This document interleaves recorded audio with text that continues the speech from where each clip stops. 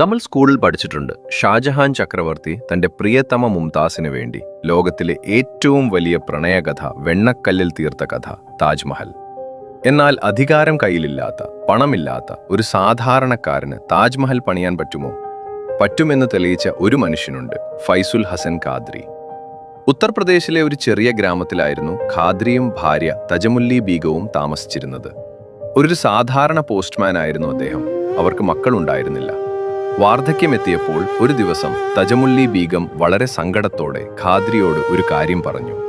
നമുക്ക് മക്കളില്ല, നമ്മൾ മരിച്ചാൽ നമ്മുടെ പേര് പോലും ഈ ലോകത്ത് ആരും ഓർക്കില്ലല്ലോ. നമ്മളെ ഓർക്കാൻ ആരുമില്ലാതെ നമ്മൾ മണ്ണോട് ചേരുമല്ലോ. ഭാര്യയുടെ കണ്ണുനീർ കണ്ടപ്പോൾ ഖാദ്രിക്ക് സഹിക്കാനായില്ല. അദ്ദേഹം അവരുടെ കൈകളിൽ പിടിച്ചുകൊണ്ടുകൊണ്ട് പറഞ്ഞു, നീ വിഷമിക്കേണ്ട തജമുല്ലി, നിനക്ക് വേണ്ടി ഞാൻ ഒരു സ്മാരകം പണിയും. ലോകം ഉള്ളിടത്തോളം കാലം ആളുകൾ നമ്മളെ ഓർക്കും. 2011 ക്യാൻസർ ബാധിച്ച് തജമുല്ലി ബീഗം മരിച്ചു. ഭാര്യ പോയതോടെ ഖാദ്രി തനിച്ചായി. പക്ഷേ അദ്ദേഹം തളർന്നില്ല. ഭാര്യയ്ക്ക് കൊടുത്ത വാക്ക് പാലിക്കാൻ അദ്ദേഹം തീരുമാനിച്ചു. തന്റെ പെൻഷൻ തുകയും ആകെ ഉണ്ടായിരുന്ന കുറച്ച് സ്വർണവും വിറ്റ് അദ്ദേഹം വീട്ടിനോട് ചേർന്നുള്ള സ്ഥലത്ത് പണി തുടങ്ങി. നാട്ടുകാരിത് കണ്ട് കളിയാക്കി ചിരിച്ചു. തിന്നാൻ വകയില്ലാത്ത ഇവനാണോ താജ്മഹൽ പണിയാൻ പോകുന്നത് എന്ന് പറഞ്ഞ് അവരദ്ദേഹത്തെ പരിഹസിച്ചു. എഞ്ചിനീയർമാരോ ആർക്കിടെക്റ്റുകളോ ഉണ്ടായിരുന്നില്ല.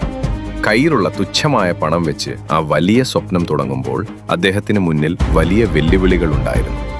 ഒരു പോസ്റ്റ്മാന്റെ പെൻഷൻ കാശ് കൊണ്ട് താജ്മഹൽ പണിയാൻ കഴിയുമോ?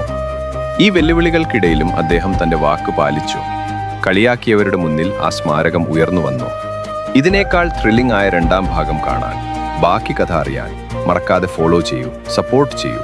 പണ്ട് പറഞ്ഞു കേട്ട കഥ.